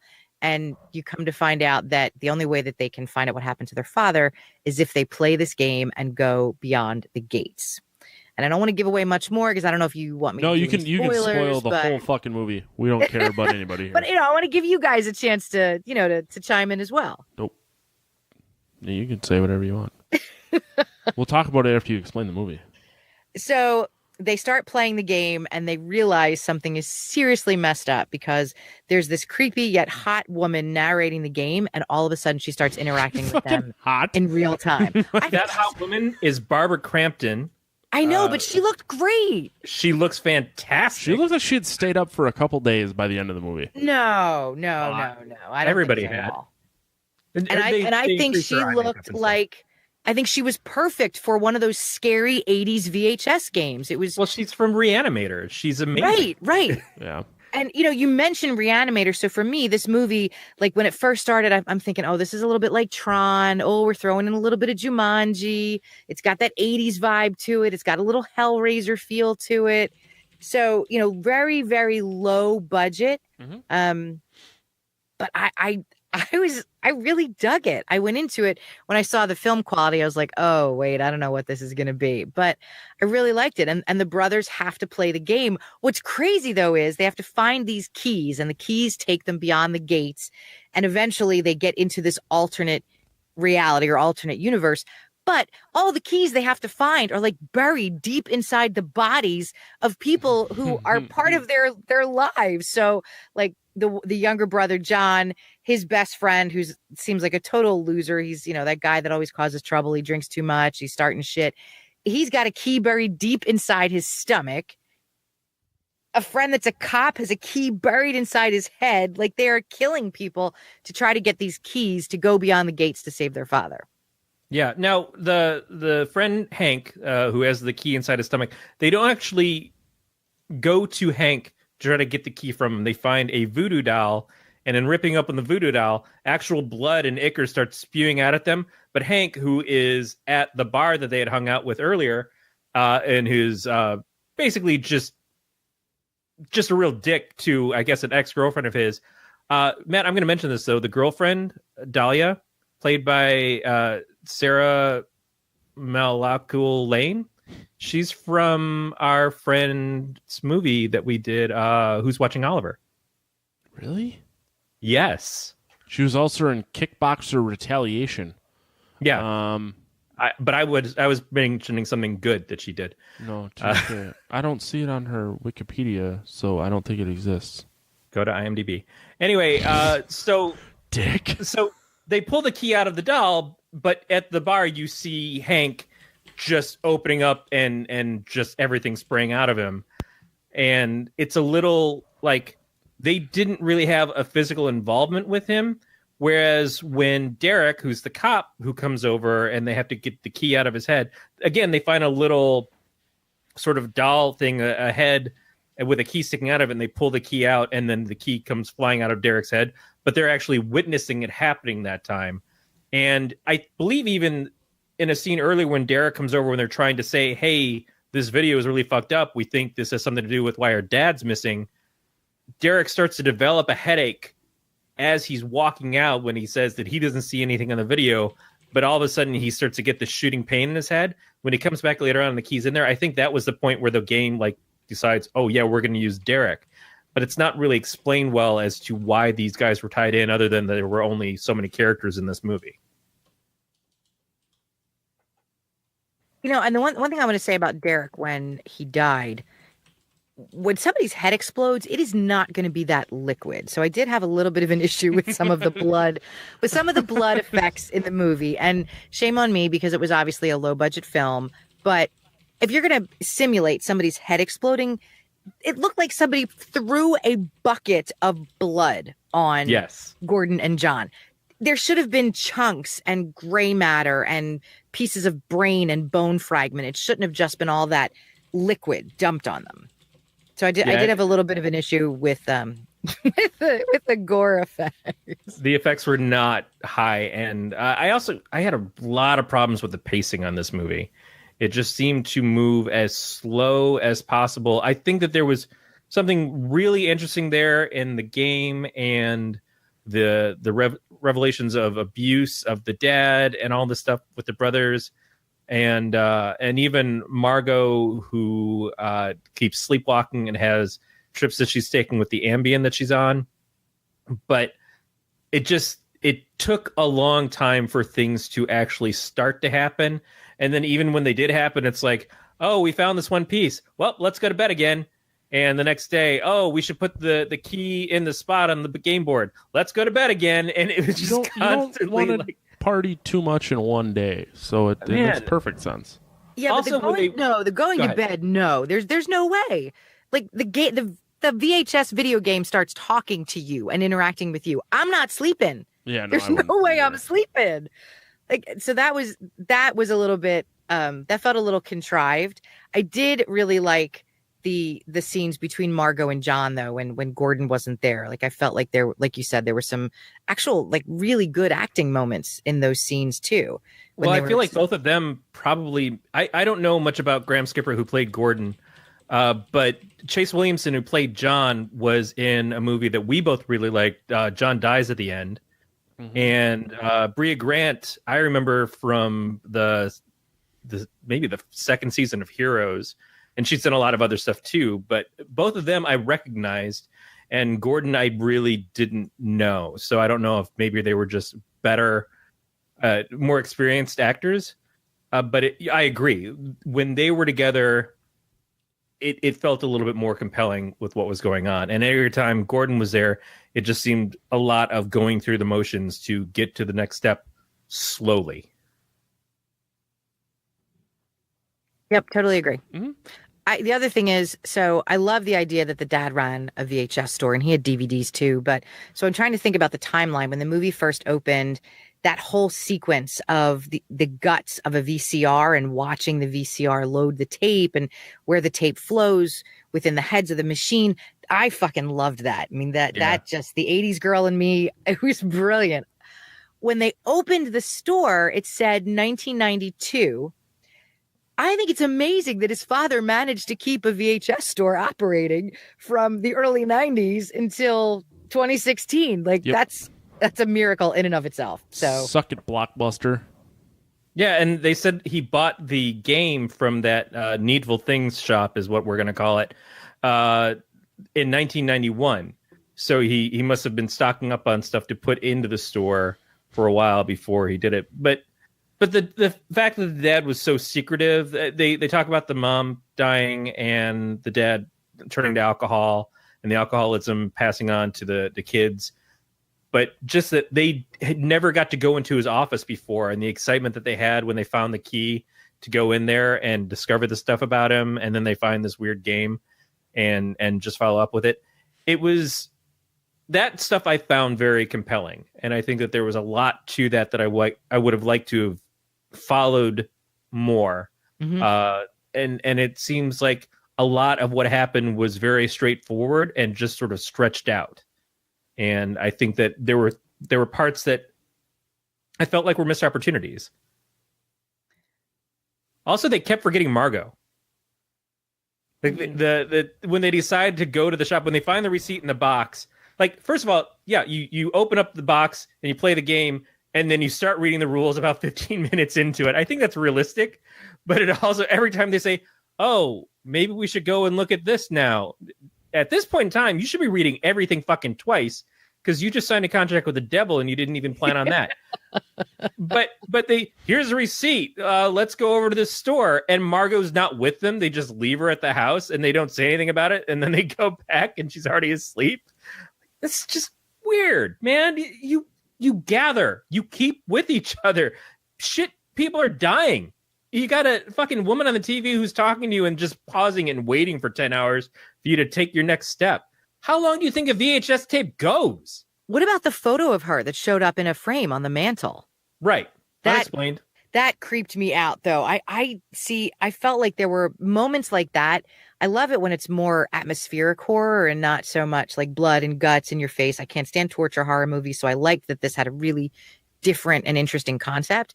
But there were some moments that for me were like, even if the effect wasn't great, that tiny little moment when all of a sudden there's a picture of her on the mantle, that, like, I felt real fear when that picture showed up. So I really liked that. I was very proud that moment was in there because it really scared me. Yeah, and they at least had established before that Gordon had gone through the pictures on the mantle. Right. And then the one of him had fallen over. So there was at least a moment. Oh, well, this is new. This wasn't here yesterday. Matt, what did you think of it? I actually thought it was really good. I mean, the simple fact that it brought back, I know you guys were older, but my much younger days of VHS board games, like, I thought that was really fucking cool that they brought that back. Like I said, I had played Nightmare when I was a kid, and I remember sitting down and just watching the tape only, because obviously you can't change the tape. It is what it is. Only to see the dude like turn into a skeleton. So I thought that was really cool. And I still love board games. We've watched so many movies that try to be gorier than the last or just more outrageous than the last. It was really nice to watch one that isn't trying to be more than the last movie you've watched. Yeah. You know what I mean? So that, coupled with the fact of board games, which I like, and VHS board games, which I also like, it was really nice. You know what I mean? Like, is it weird that I like this movie more because it was just kind of less than everything else we've watched as of late? No, I don't think that sometimes when you have the giant, huge scope film, you want to temper it by watching something that's a little bit more laid back. This does fall into some of the other things that we've watched before. John dies at the end. The Void. What was the Pontypool? Which I haven't seen that one. My friend of mine told me I need to watch that. It's pretty good. I love that movie. But those are more intimate movies where, while there's a bigger story going outside in Pontypool, it's still like it's enclosed into a very kind of smallish space. It all sort of stays there, so it's easy to follow, and you've only got a few characters that you're keeping up with. We covered Pontypool on episode 29. Yeah, that's weird to think about. It's been a while. Fucking A. March 8th, 2016. But that's kind of why I thought of this when I kept seeing it pop up in my recommendations. Fucking algorithms again. Sorry, I don't know why this is so funny to me. One of those things. It's going to feel as though it's Matt, did we have to restart that? No, we're good. It didn't stop recording. It just got me giggling blankly to nobody else. And that's going to be in the episode because I'm too lazy to edit it. You're wonderful. I because these were sort of throwbacks movies, the Void and stuff, and I've enjoyed those. So I saw this and I thought, okay, a VHS game leading the horror movie, that could be cool. That could be fun. And I don't know about you, Deana, but I knew nothing about this movie. Which is I didn't either. Yeah. And I didn't do any research. I went into it blind. You said it was on Netflix. I brought it up on Netflix, and instantly that opening sequence of inside the VCR, I was excited because I felt like this is going to be a throwback, and I love anything retro. I love anything 80s. But I really liked it. I mean, yeah, it was, it was a definitely small budget. I don't think there's anything wrong with low budget films. It had some pacing issues. I thought Bree Grant and Chase Williamson were really great. I think both of them, I've seen Chase in other films, and I didn't realize where I recognized Bree from until, Corey, you just mentioned she was in Heroes. And then I was like, oh my God, now I know who she is. So I thought they were both really, really good and, could probably do more in bigger things too. But I like horror that's subtle and understated. I like horror that's dark and funny, and I feel like this covered all those bases for me. Mm-hmm. Yeah, I would like to follow it up. This is one of those things where I think a sequel would be able to do so much because there wasn't a lot explored in this, and there's a lot of things like Matt and I have talked before about how we like to get more answers. This certainly accomplished everything it needed to for the story of these guys, but the idea of this tape still existing, it becomes a little bit like The Ring, where the tape goes back out there and someone else comes and buys it and it goes on to the next person and they develop their story. But if the game can change, if it becomes more like Jumanji, where it does something a little bit different in each iteration, then that could be fun to see with the origins of the game, the story of why it is that it is. That they almost have me to is compelling. If they want to do another one because they completed the game, right? But nobody had completed the game before. Nope. And I feel like if you go with the sequel, then you have someone who doesn't complete the game. You go the opposite route. Well, and they left it open for a sequel for sure. Yeah, yeah. The director teased a sequel back in late 2017, so not that terribly long ago. I'm sure there'll be another one because why fucking not? Well, it was from, I think it was associated with the IFC, the Independent Film Channel. I think so. So I don't know if it was something that was meant to be made for their channel, or if it was they just developed the film and put it out there, and they'll have the rights to it when it starts playing on regular cable. But yeah, it seems worth it for them to be able to follow up and do something else with it. So apparently they've already planned on a sequel. Good. Brian Usna is producing it. Now, when that actually comes out or what? It's so I don't know. It's fucking sad because a lot of times people announce movies or movies get announced or producers say they want to do a movie and then it's 6-8 years later because of whatever stupid horse shit. I hate people in general. I say that at least once a week. Yeah, I know. A lot of times I'm like, I really want to go to this thing. And then I go there and I'm like, I fucking hate everybody here.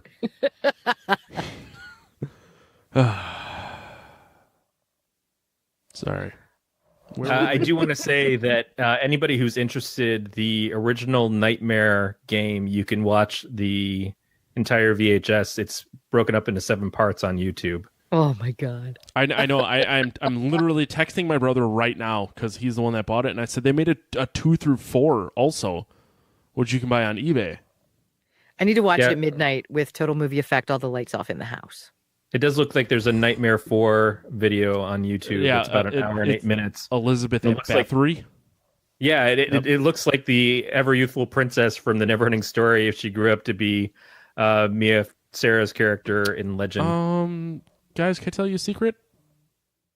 Newfound Glory covering Neverending Story. One of my favorite songs. I could see that. Yep, I fucking love that. That's a good cover. I have a Neverending Story tattoo. I had Newfound Glories from the screen to the stereo on vinyl until I found out it was worth a ton of money. And then you sold it? Fuck yes, I did. Because I am not above money. Because the reality is, your dad's album that's in the wall. Yeah, don't you dare sell your dad's album. No. I have Steppenwolf 4. I took from my dad. I kept that one. I don't have any of the other super expensive ones he has. Those are still on his wall. Good. But and that's the thing. I've said I'd never sell a gift or something I've gotten from one of my parents. So like that Kiss pinball machine, I will never sell it. Oh God, no. No, fuck no. And that thing, you'll just give it to me. The glass panel alone is worth like $600 or $700. You got to post pictures of that online so I can see it. They're on my grams, Brosh. Oh, I don't follow. I have to start following people on Instagram. Dude, I didn't even do Twitter until I launched the podcast. Is your Instagram Twisted Philly? Yeah. All right. I mean, we would get to a point in which you would tell people that, but I'm trying to like follow you right now, and then fuck, my internet's stupid. I'm throwing a fit right now. Corey, where are we in this movie? What day of the week is it? It's Sunday. Farce Day. No, I don't know what else of the plot there really is. We're set out with these cards in the game. So you see the first card, which represents Hank. Is it Hank seems like a prick. Hank seems like a prick name. It just seems like if you're a guy named Hank and you got that kind of fucking butt curl up on the front of your face and shit, you're born to be an asshole. You're made for this character. Wow. So we get the first card in Hank, and then we see the next cards, and it lays out pretty smoothly the next one. Who does that look like? Well, it looks like Derek because there's only been 3 other people in this fucking movie so far. And then the next one is the maiden, and that's Margot automatically because you're the only woman here. And then the father, which is what the whole fucking game's about. It's a little like if you're the next group to play this game, you're going to be hard pressed to like. Hopefully, you all come in with that kind of like round set of people that you know to fill those roles. I mean, it's a movie, so. Obviously, yeah, I know. It's calm fucking down, Corey. I'm trying to put real world logic into a game about a VHS tape, which obviously, if it was at all good, it would have been on beta because it's a superior format. Don't fucking live in lies. We all know you're old as fuck. Don't make it any worse. Dude, I'm even older than Corey. No, you're not. Oh, I am. I'm going to be 49 this summer. No, you're not. I'm not ashamed of my age. I earned every one of these years. You shouldn't be ashamed of your age. We just like Corey to feel bad about himself. Oh. And I do. Yeah. I absolutely do. Deana, you are 27 at heart. Oh, thank you. I mean that with every fiber of my drunk being. Whereas I'm 64. Yeah. Corey is 112. If you get him on the right day, shit doesn't work anymore. But I've got the colon of a 97-year-old, so it's all the better. just I can poop with the best of them. Exactly what I can't do. The The Shop. I really like The Shop. I would have liked to spend more time in The Shop. I did too. Yeah, the Those Shopkeeper. independent VHS stores were the best. Oh, that shop. I was talking about the weird antique shop where the game keeps popping up. I'm pretty I sure. thought you were talking about the VHS store. Well, we can get back to the VHS store, but I just would like to say that I'm guessing the guy who owned the weird antique shop was voted most likely to be a pedophile in his high school class. Yeah, I would agree with that. Yeah. The character's name is Elric. Like, how fucking on the nose do you have to be? You have your devil needful thing shop, and the guy who runs it is named Elric, and just looks straight up like he's cosplaying at a fucking high school Vampire the Masquerade group. That all of the people are like, dicks we're all in his 15, mouth. and here's 40-year-old Elric coming walking in again. Like, think he's the baddest Toreador of the motherfuckers. Oh, man. Yeah, Elric seemed like he probably knows the taste of a penis. By the way, I said Toreador. He's obviously La Sombra, but fuck you anyways, Elric. Wow. I didn't think he was that bad of a human being, but apparently you disagree.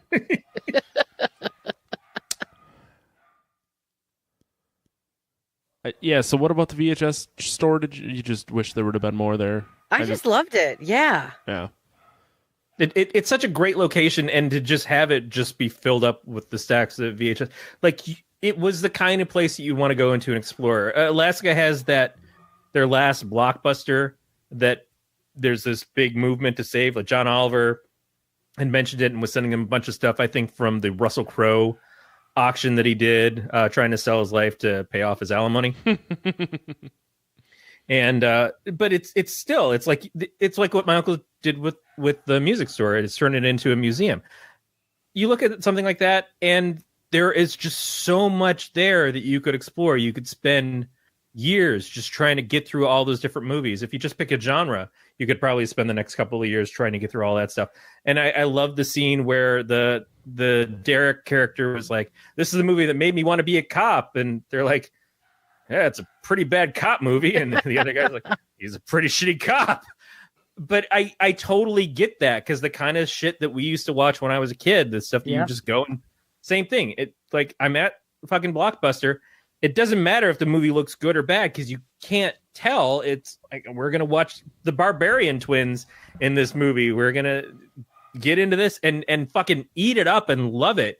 And then nobody will be talking about that movie 20 years from now. But in my mind, it's still as relevant today as it was when I was 14 with my friends beating each other up with PVC pipe. Yeah. I mean, we had talked about Slumber Party Massacre 2, which was definitely one of those movies for me.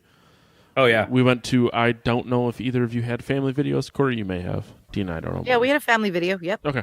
Yeah, we would go to Family Video and just kind of stumble around the horror section until we found something, and that was one of those movies, and we were lucky enough to have a guest choose it somewhere a long time ago. I can't find it. Yeah. It was June 28th. Right, it was Casey, right? 2016. Yeah, it was Casey the Homicidal Homemaker. Yep.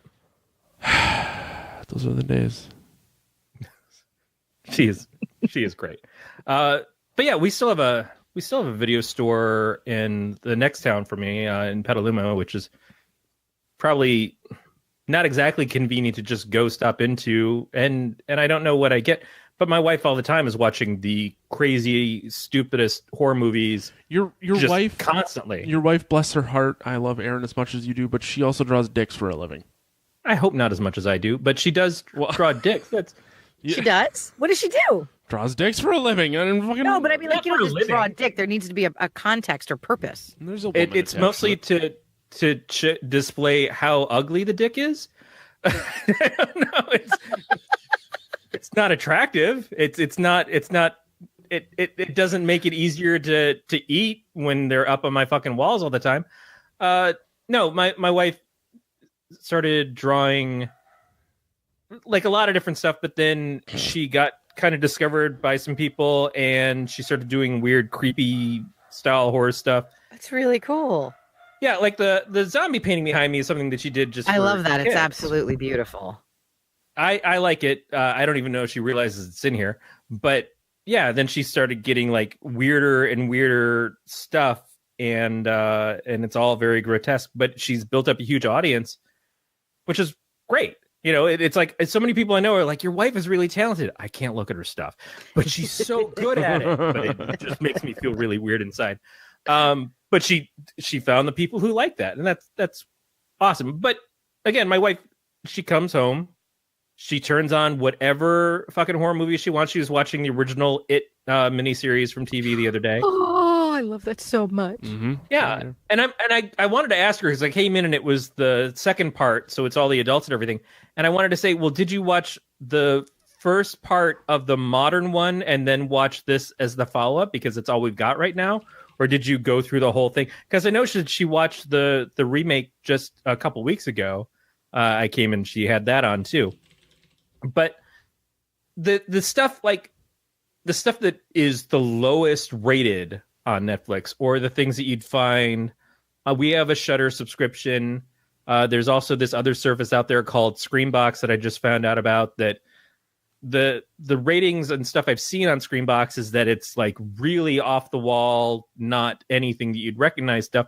But that's exactly what she would love. She would get the most grotesque, extreme things and watch those all the time. She watches the sequels to Sleepaway Camp more than the original Sleepaway Camp. The ones that star Bruce Springsteen's sister. They are so terrible. But she loves those fucking movies. And I don't know if it's because she watched them as a kid or if it's just that's the kind of shit that she's into. But always on. I come in and it's just like, oh, here's someone's brain getting ripped open.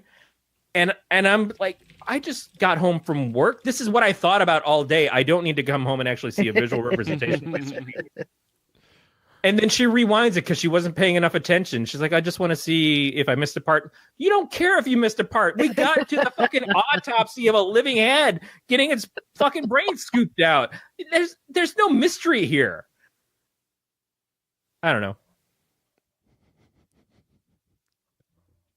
Buy a real doll, cover with fake human flesh.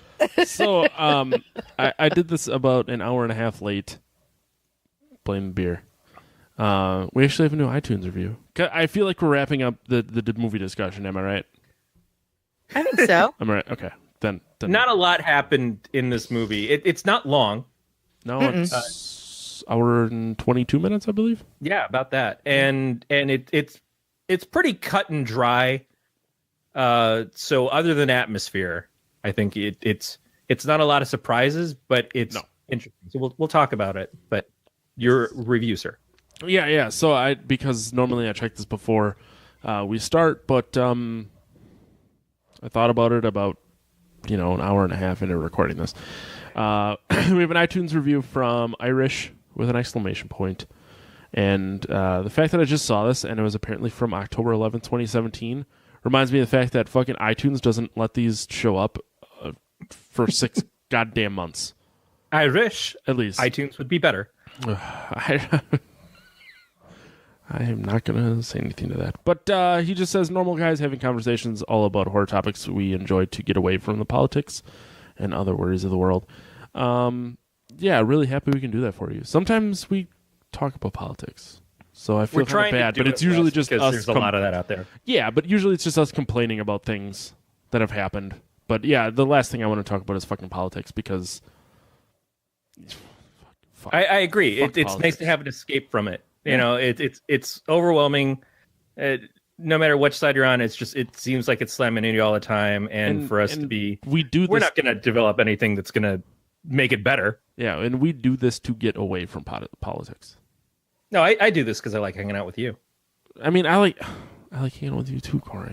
Yeah, you can say it now, but it sounds really half-assed when I'm the one who had to say it first.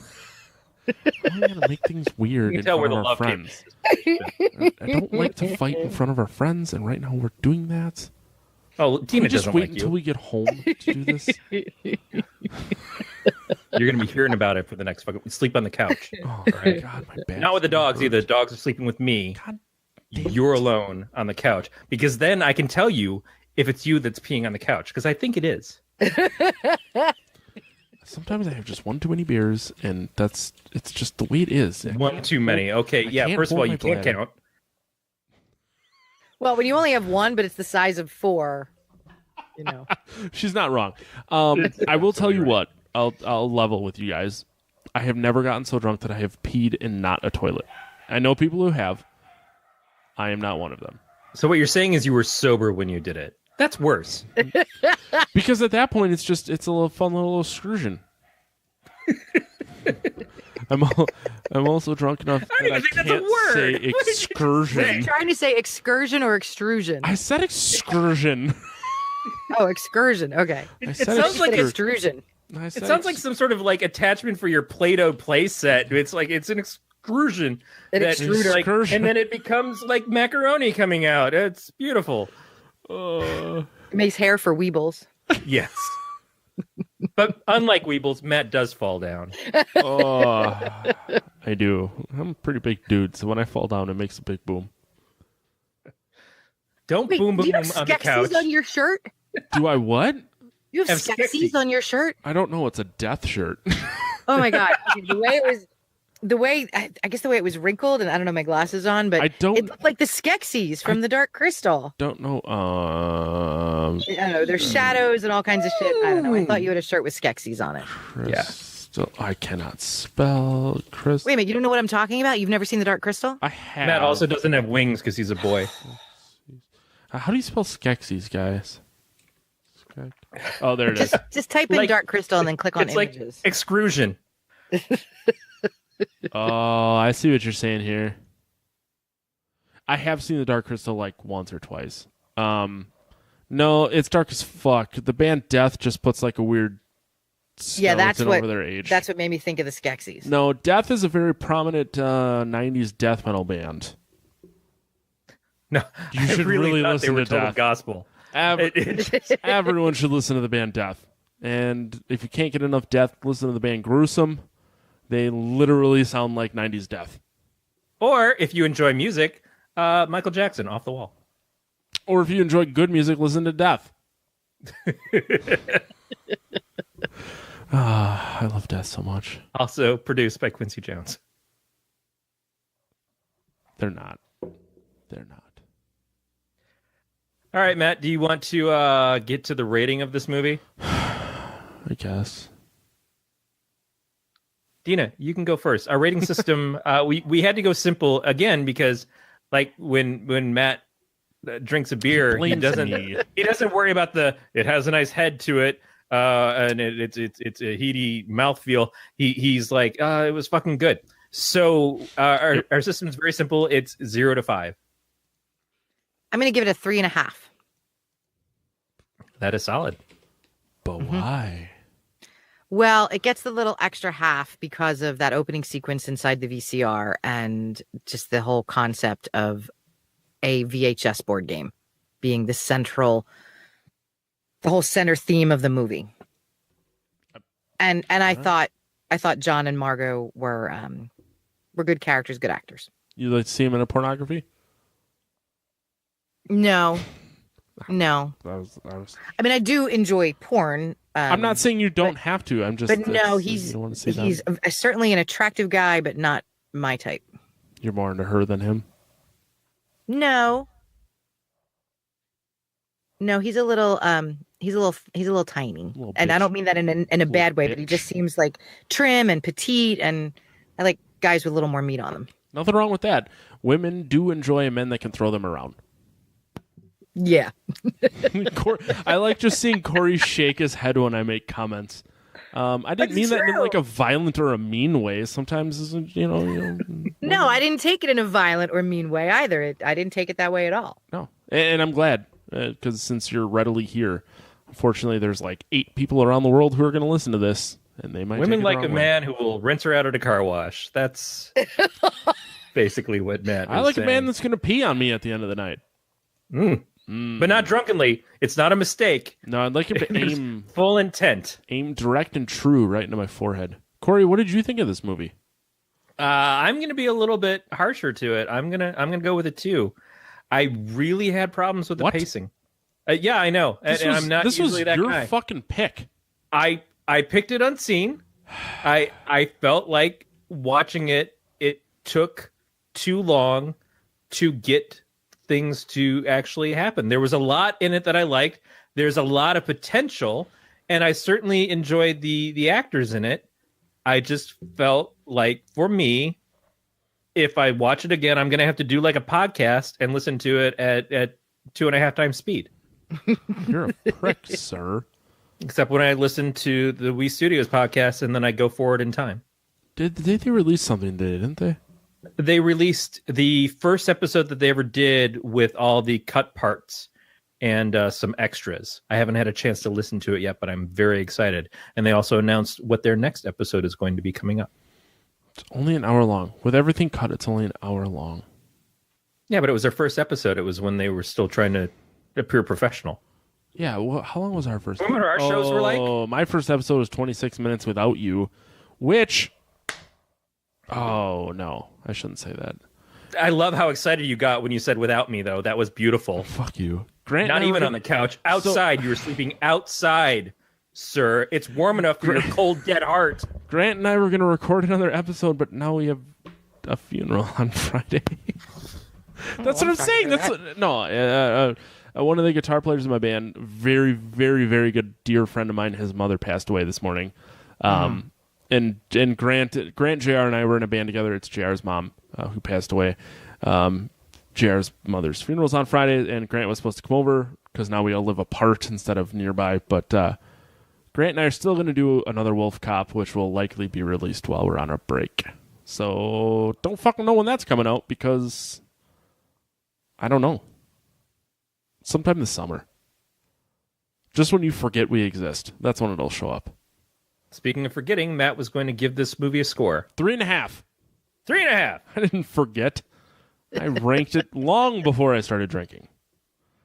Yeah, a lot of what Deana said, only because then I don't have to re-explain it. Efforts. It was trying. Yeah. Lucidity. Nah. Yeah, I like board games. I like VHS board games. I like Nightmare. And it kind of... It was a new concept for horror. It wasn't a big slasher or a possession or anything of that nature. It was a new concept which I really enjoyed. 3.5. Yay! Solid. Corey, you're the asshole here. I am, and I'm okay with that because, like I've always said, I'm hardly ever right. I'm wrong a lot. Well, you're married too, so I can't be like, well, I'm married. I don't know shit. So you're married too. You know the same hardships.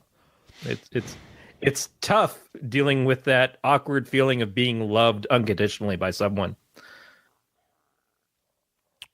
What? Yeah, I know. My description of marriage is probably very different from your description of marriage. That's why I rated it at 2. I don't know, I'm going to try and pee on my wife tonight. Yeah, good luck with that. Yeah, it's not totally not going to happen. Neither of us want it to happen. It was a joke. I made it funny on the internet. I'll just be happy. What if she says yes? What if you just like... Right? Just to shock the shit out of him. I hope she does say yes. Well, the thing is we would get to the point like it would be a terrible game of chicken. One of us, I would see until one of us gives up, and it would likely be me. Where I got the rubber sheets are out, and she's laying down. How hard do you have to try to pee? Like, I have had stones, and yet I still pulled it off. But you, like, it seems like it'd be natural. It'd be just the same as her saying, don't come yet, and then all of a sudden you're like, your little wet pants in front of her. Like, 45 seconds late. Yeah. You said pee, and I had to pee. Right. My bladder was like... You've already gone once on the show. We're nearing number 2. I drank a lot of water, and I've had a lot of beer tonight, guys. This is the most I've had since the last time Matt Vincent was on. Oh, that's pretty solid. Yeah, one of them was the size of something a girl would put up her butt for fun. Corey, do you want to read the outro? The size he's referring to is Nebraska. Hey, so you can contact us by leaving us a voicemail at 805-328-3966. That's 805-328-3966. Unless we're going at 2.5 times speed, which is... you can email us at pot@gncast.com or leave us a message on the website. You can follow the show on Twitter, Facebook, Instagram. We're at Podcast of Terror in all those places. And you can leave a review on iTunes. And sometime in the aftermath of the apocalypse, it might actually show up, and then Matt can read it on the air in the middle of a show when he doesn't even fucking pay attention to what we're doing. Dude, how many Stitcher, Google Play. They've all got places where you can leave reviews, or you can go to bit.ly/PoT review and leave one there. And damn the man, damn the iTunes and all that shit. It's a completely independent place. It is more for just podcast reviews that are independent from the podcatchers. Fucker in the pussy. That's exactly what your review should say. And we won't know what to do with that information. All subscription options and links can be found at gncast.com/subscribe. And you can join the Galactic Network's Facebook group just by looking for them there. Also, if you want to apparently support my wife's animal rescue, go to amazon.podcastterror.com. Shop as you normally would. That'll give us a kickback, which she will spend buying animal things, and feel better about yourself when you go to bed at night. That's how I like to do it. Deana, where can people find you, your show, anything? And literally, you could tell people what you want right now. You could tell them McDonald's, and people would believe you. Yeah, I don't eat McDonald's, but don't blame me. You can find Twisted Philly wherever you get your podcasts. You can follow me on Twitter at Twisted_Philly, and on Facebook at the Twisted Philly Podcast, and on Instagram at Twisted Philly. And I just want to say thanks, guys. This was a fucking good time. Not So something you're I drunk hear too. a lot of. Yeah, so you're. Oh man, I would love to has- come back, and I promise I won't screw up the dates and times and everything again. We'll have you back after our break for sure. Sounds good. When it's starting to get cold out, and I don't feel bad about not being outside. But you're in the same boat. Corey's the only one of us that lives in a temperature controlled climate where he can go out 365 days a year with his nipples out. Yeah, unless it's literally on fire, or we get rain the one time every 5 years and it destroys the entire fucking state. I was in San Francisco in, let's see, I'm sorry, 97, and couldn't get back to the airport because of a mudslide that took out a house, and the mud and the house were all over the highway. So Corey's got some shit to deal with too. No, And I'm in that lovely middle ground where I can drive 20 miles in under an hour, but if I try to drive 30 miles, it's going to take 2 hours. he's not lying. He came. I was out in San Francisco for work. He came to visit me. It's a fucking nightmare. I'm actually. I think the conference I went to last year is like in 2 weeks, but I won't be there. Sorry, buddy. That's okay. I don't blame you. I hate that town.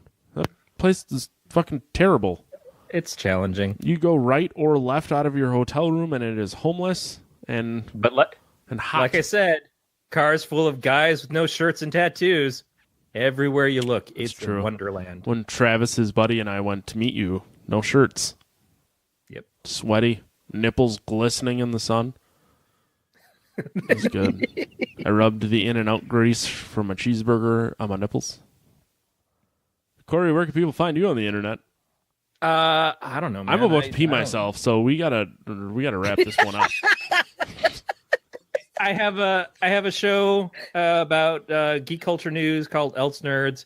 I have a show where we wax philosophic about lots of different stuff, sometimes butt sex, sometimes personal privacy, called Solutions to Fix the Universe. Surprise butt sex? Exists. It's never intentional butt sex. Have you ever seen the surprise butt sex video? No. Sweet Jesus, you need to see it. It's like a Steam filmmaker video and surprise butt sex, and there's a song. Look it up. That sounds lovely. Yeah, it's great. I'm not watching that. No, you really should. There is not in surprise insertion. I'm too drunk to even make it happen. The guy just yells surprise butt sex, and then there's a song involved. I just taught everyone how to make babies if you're watching the video. I really figured that surprise butt sex, the type of song, it's going to be a dirge. It's just. Oh my God, how brilliant would that be? Yeah. It's not. Hoorah, butt sex. Yeah, this should be fun. Light, bouncy, easy to dance to, and lose your inner virginity. Matt, do we have a guest next week? I don't know. Really? I think so. He has not responded to me yet. I don't want to say it in case it doesn't work out. Because next Sunday's Mother's Day.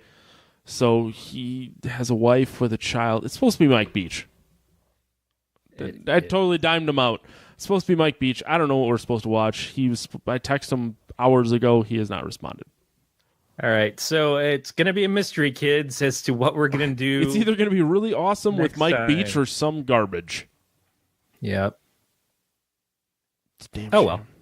Well. Whatever. You can find me on Twitter and Instagram and Tap at the Lifeguard, because Corey was going to skip that because he's a prick. I was. Absolutely was. Whatever. Speaking of pricks, go follow my wife on Instagram, hag_attack. You'll see lots of penises. Oh my god, just the most amount of dicks. So many. And dicks. I think your wife is a total sweetheart. She is. She's sweet on dicks. This is where it gets weird. All right. So yeah, we may or may not have a guest next week. We may or may not actually be watching a movie next week. We'll figure it out. 3 hours in, we'll let you know what we actually are reviewing. Absolutely. Thanks again for Deana. Thank you. Before You're welcome. Stop Thanks for having me on the show. Thought it was a burp there. I didn't. We're good. Yeah. So thanks again for listening to another episode of the Podcast of Terror. We'll talk to you guys next week. Stay scary, everybody. I